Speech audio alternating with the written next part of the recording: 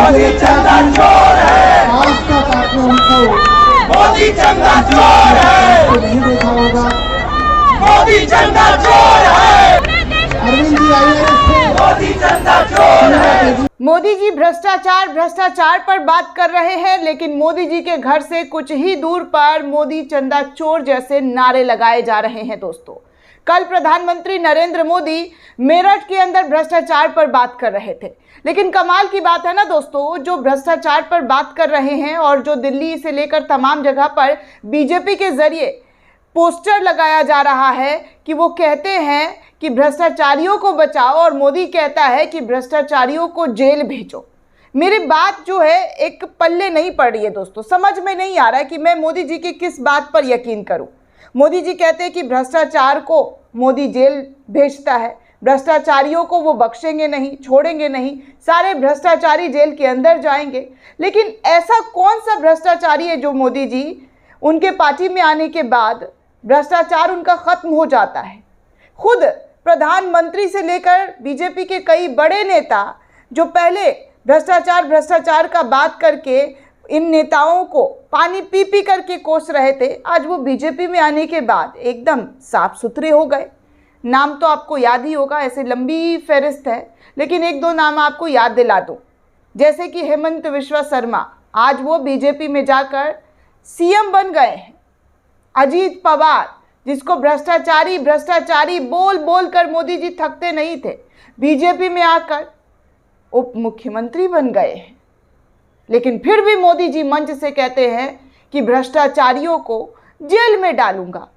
या तो जनता इतनी नादान है, इतनी बेवकूफ़ है कि उनको ये सब दिखाई नहीं दे रहा है, या फिर मोदी जी का जो स्क्रिप्ट लिख रहा है, जो स्पीच तैयार कर रहा है, उसे ये पता नहीं है कि भारतीय जनता पार्टी में कितने भ्रष्टाचारियों को ले लिया गया है और वो भारतीय जनता पार्टी में आकर एकदम साफ सुथरे हो गए हैं। ना उन्हें जेल का डर है और ना ही ईडी सीबीआई बाकी कोई भी संस्थानों का डर है, जिस डर की वजह से आज कई नेता जेल के अंदर हैं, क्योंकि वो भ्रष्टाचारी हैं, भ्रष्टाचार कर रहे थे, इसलिए उन पर कार्रवाई हुई। लेकिन भाजपा में जो है उन पर कार्रवाई नहीं हो रही है।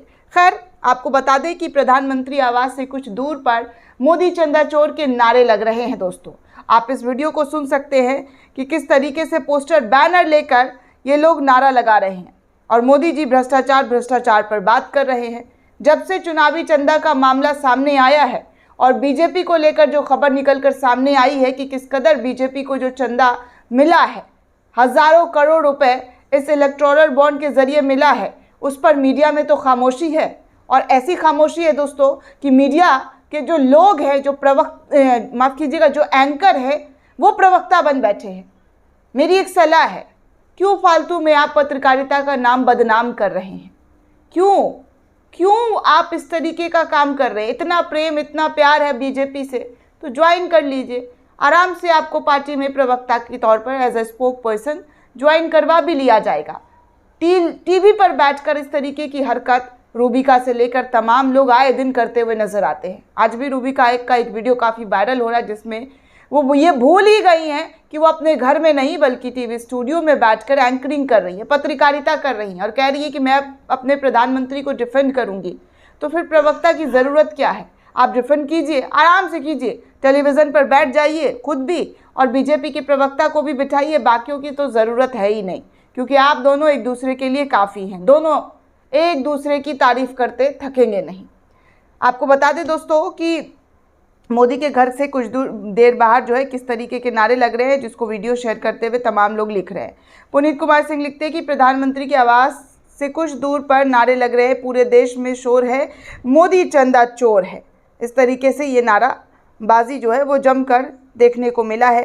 खासकर महिलाएं, पुरुष इन तमाम नारे को ज़ोर ज़ोर से देते हुए नजर आ रहे हैं। निगार परवीन लिखती है कि पूरे देश में शोर है, मोदी चंदा चोर है। ये नारा प्रधानमंत्री आवास के चंद मिनट की दूर पर गूंज रहा है। आप खुद सुनिए कि किस तरीके से जो है ये नारा जो है दिया जा रहा है।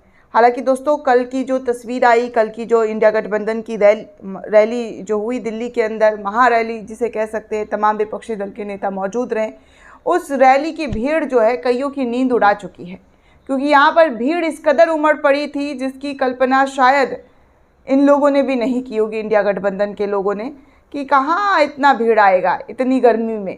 लेकिन ज़बरदस्त तरीके का क्राउड देखने को मिला दोस्तों, जहाँ पर दिल्ली की सड़कें ठप हो गई, जाम हो गया सड़क, इतना ज़्यादा भीड़ था। लेकिन फिर भी कुछ लोग हैं जो नफ़रत फैलाते हुए और गलत फेक फर्जी खबर फैलाते हुए नज़र आ रहे हैं कि खाली कुर्सियाँ हैं, खाली कुर्सियाँ हैं। तस्वीरें आप साफ तौर पर देख ही चुके, ग्राउंड रिपोर्ट भी हमने आपको दिखाई कि किस तरीके से रामलीला मैदान के अंदर ज़बरदस्त तरीके का लोगों का भीड़ और उत्साह दोनों बोल रहा था। लेकिन फिर भी ये सब नज़र नहीं आ रहा है और ना कभी आएगा। जो नारे लग रहे हैं शायद ही किसी ने दिखाया होगा, किसी ने नहीं दिखाया होगा, वैसे तो शायद की गुंजाइश है ही नहीं कि मोदी के घर से कुछ दूर पर किस तरीके से लोगों का नारा जो है वो बुलंदी के साथ तेज़ आवाज़ में गूंजता हुआ नज़र आया है। मोदी चंदा चोर जैसे नारे जो है वो इन लोगों के ज़रिए लगाया जा रहा है। दोस्तों, इस पूरे रिपोर्ट को लेकर आप क्या सोचते हैं, आपकी क्या राय है, हमें कमेंट करके ज़रूर बताइएगा। साथ ही साथ चैनल को सब्सक्राइब करना बिल्कुल भी ना भूलें।